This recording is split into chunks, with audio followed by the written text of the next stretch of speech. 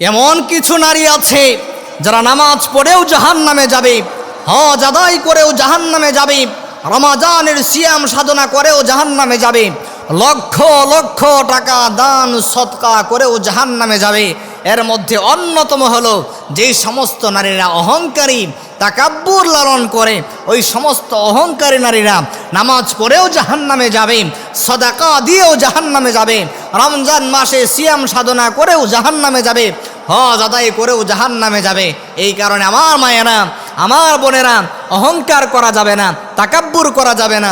কারণ হলো আমাদের সমাজের বাস্তবতা হলো অনেক মেয়েরা আছে একটু সৌন্দর্য বেশি, সুন্দরী হওয়ার কারণে তার ভিতরে অহংকার চলে আসে।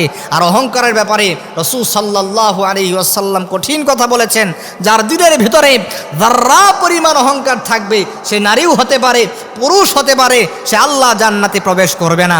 এই জন্য এমন কিছু মহিলা আছে যারা নামাজ পড়েও জাহান্নামে যাবে, যাকাত আদায় করেও জাহান্নামে যাবে, হজ আদায় করেও জাহান্নামে যাবে। এদের মধ্যে অন্যতম হলো যে সমস্ত অহংকারী নারী আছে, অহংকারী বোন আছে, তারা আল্লাহর জাহান্নামে যাবে। নামাজ পড়বে, যাকাত আদায় করবে, হজ আদায় করবে, তারপরেও তারা জাহান্নামে যাবে। 2 নাম্বার হলো যারা উপকার করে, খোঁটা দান করে। মহিলাদের মধ্যে এই স্বভাবটা বেশি আছে। আমার মায়েরা, আমার বোনেরা উপকার করে এরপরে খোঁটা দিতে পছন্দ করে। রাসূল সাল্লাল্লাহু আলাইহি ওয়াসাল্লাম জানালেন, উপকার করে খোঁটা দানকারী মহিলা কখনো আল্লাহর জান্নাতে যেতে পারবে না। উপকার করে খোঁটা দানকারী মহিলা আল্লাহর জান্নাতে যেতে পারবে না। 10 বছর আগে একটা উপকার করেছিল, 10 বছর পরে এসে সেটা প্রকাশ করে দিয়া, তাকে খোঁটা দিয়া তাকে অপমান করছে।